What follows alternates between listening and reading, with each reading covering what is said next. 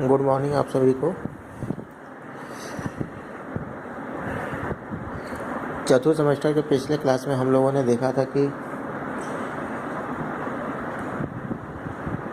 दो चर राशि वाले रेखीय समीकरण किसे कहते हैं और इस प्रकार के समीकरण को हम कैसे किन विधियों द्वारा हल कर सकते हैं। जैसा कि बताया गया था कि दो चर वाले रेखीय समीकरण में हमारे पास जो समीकरण रहेगा उसमें दो चर राशि रहेंगे और उनका जो घात रहेगा वो एक रहेगा। ऐसे समीकरणों को हल करने के लिए यानी कि जो चर राशि उनका मान ज्ञात करने के लिए हमें कम से कम दो समीकरण दिए हों, तभी हम उन दोनों चर राशियों का मान ज्ञात कर सकते हैं।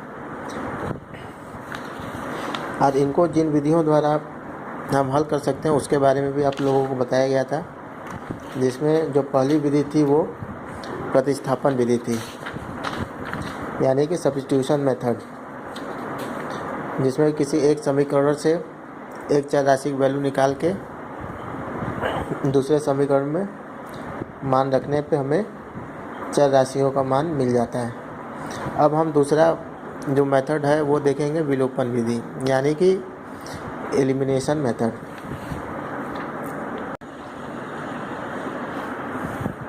जैसा कि नाम से ही पता चल रहा है कि हमारे पास जो दो समीकरण रहेंगे और उसमें दो चर राशियाँ रहेंगी, इन दो समीकरणों का उपयोग करके किसी तरह हमें एक चर राशि को एलिमिनेट करना होगा, उसका विलोपन करना होगा।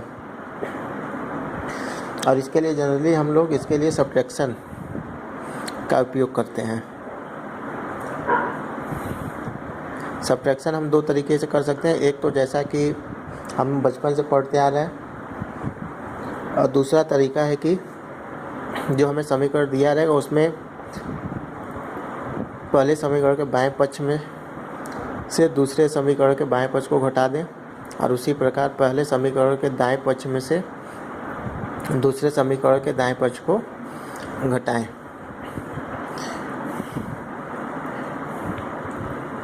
और ये क्रिया हम तभी करेंगे जब हम देखें कि जो हमारे चर राशि है उनके गुणांक समान हो।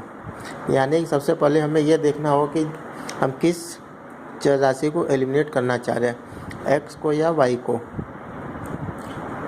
जिस चर राशि को हम एलिमिनेट करना चाहते हैं उसके गुणांक को देखेंगे।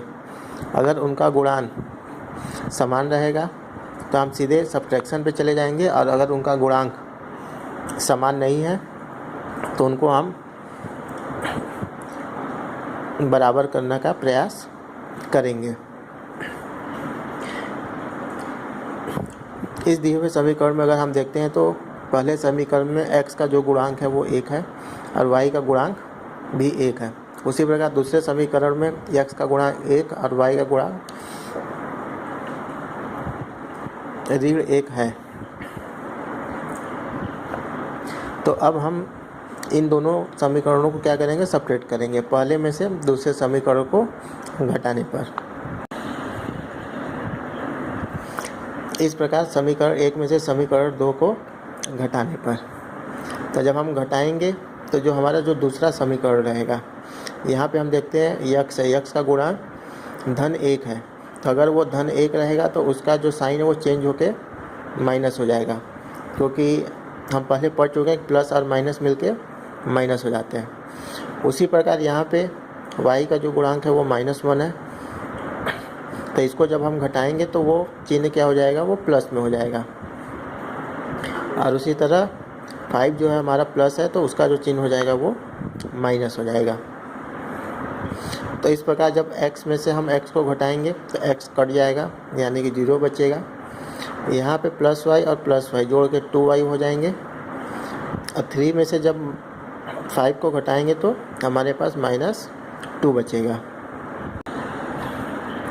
इस प्रकार प्रोसीड करेंगे तो x से x कट जाएगा, y जोड़ के हमारा 2y हो जाएगा, और 3 में से 5 को माइनस करेंगे तो -2। तो इस तरह हमें मिलेगा 2y = -2। अब यहाँ पे y का जो गुणांक है वो 2 है, तो इसको हटाने के लिए हमको दोनों पक्षों में 2 से भाग देना होगा। तो जब भाग देंगे तो y का मान आ जाएगा 1। अब इस y के मान को हम समीकरण 1 या 2 में रखेंगे तो हमें x का मान मिल जाएगा। वो अपने इच्छा के ऊपर है कि हम समीकरण 1 में रखते हैं या 2 में। तो इस तरह y का मान समीकरण 1 में रखने पर, समीकरण 1 में रखेंगे तो x है x लिख लेंगे, प्लस है y का मान -1, इस तरह कोष्टक में लिख लेंगे इज इक्वल टू 3।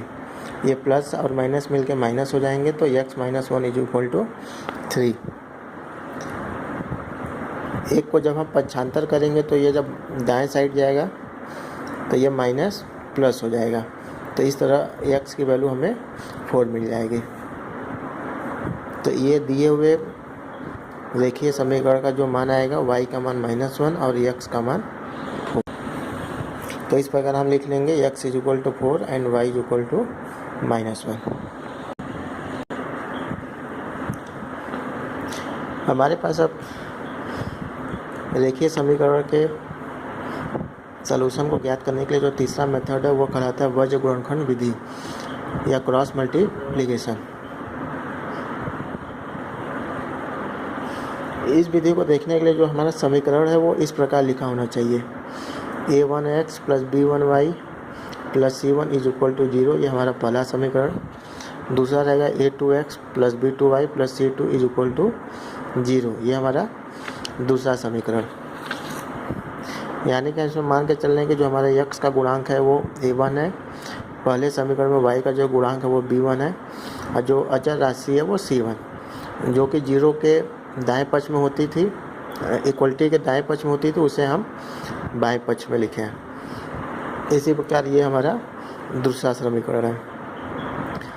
तो इस प्रकार जब हमें समीकरण दिया रहेगा तो उसका सॉल्यूशन ज्ञात करने के लिए जो हमारे पास विधि है उसके नियम को नीचे लिखा जा रहा है।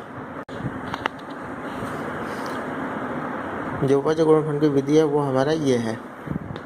अगर हम चर राशि x लेते हैं तो इस x वाले को हमको छोड़ देना है और उसके आगे बढ़ेंगे तो देखते हैं कि y का कोफिशिएंट है b1। तो b1 का जो क्रॉस मल्टीप्लिकेशन करेंगे c2 के साथ, तो b1 का क्रॉस मल्टीप्लिकेशन c2 के साथ, फिर माइनस, फिर उसी तरह c1 का b2 के साथ क्रॉस मल्टीप्लिकेशन। फिर जब y वाला चर राशि लिखेंगे तो इस y वाले को हमको छोड़ देना है, फिर c को और इस x के गुणांक a1 a2 को लेना है। तो c1 हो जाएगा a2 के साथ माइनस और c2 का गुणा हो जाएगा a1 के साथ। उसके बाद जब हम इस अचर राशि को लेंगे तो उसके लिए ऊपर 1 लिखाता है। अब इसको छोड़ के a1 b2 minus a2 b1। तो इस विधि से हम रेखीय समीकरण को हल को ज्ञात कर सकते हैं।